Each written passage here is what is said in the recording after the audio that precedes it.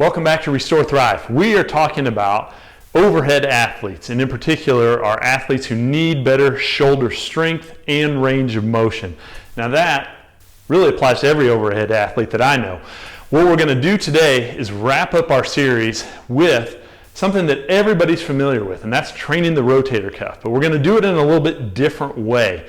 What Dr. Patrick and I were talking about with our experience being throwing athletes and working with throwing athletes is that a lot of times doing that old familiar banded external rotation exercise gets pretty easy for you. But does that mean you're ready to actually go out and play your sport?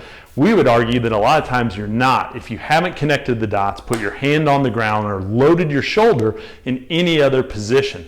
So what we're going to do here is what we call a kettlebell external rotation drill. This is an isometric exercise, meaning we're adding tension, but we're not moving through range. And we're going to emphasize a position we call internal rotation. That's when my arm is rotated down. We spend a lot of time back here, if we're an overhead athlete, rotating our arm out. But we know the ability of the rotator cuff, that's those muscles across the back of your shoulder, to fire when your arm rotates forward is the thing that can save your shoulder a lot of wear and tear. So when I don't control this internal rotation well, my shoulder starts to drift forward and it puts an abnormal force through the front of my bicep, my pec, and even my rotator cuff as well. So training your external rotators to fire when they're in an internally rotated position is a big piece of keeping your shoulder healthy as an overhead athlete.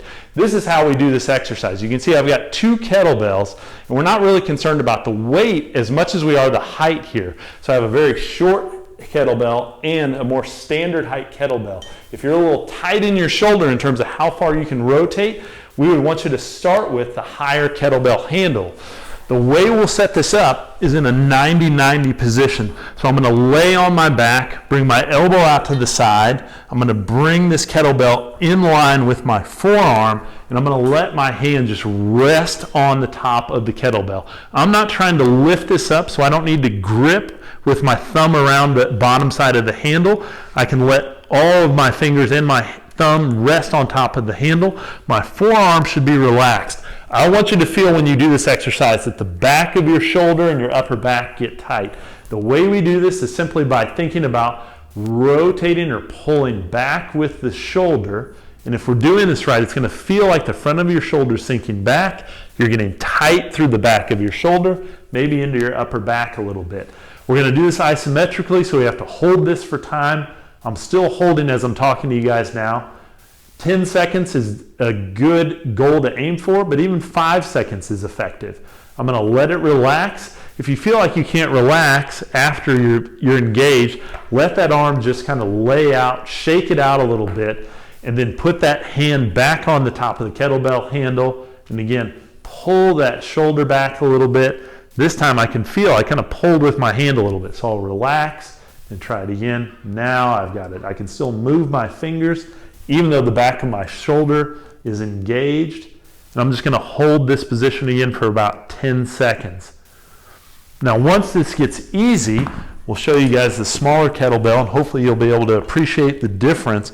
When I get this smaller kettlebell, you can see my arm has to rotate much farther forward. This is much closer to that full internal rotation, that 70 degrees that we want to see people have in internal rotation. For me, I've got to extend my fingers because I'm a little tight through my shoulders.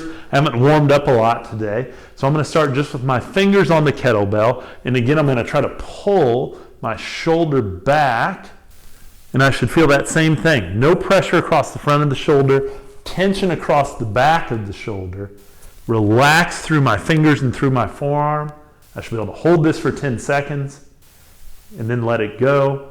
If I have to shake it out, I can shake it out, get back into that shape, try to pull that shoulder back again without gripping with my hand. And then after about 10 seconds, I can let that go again. Now rep-wise, we like to be somewhere in the 5 to 7 rep range.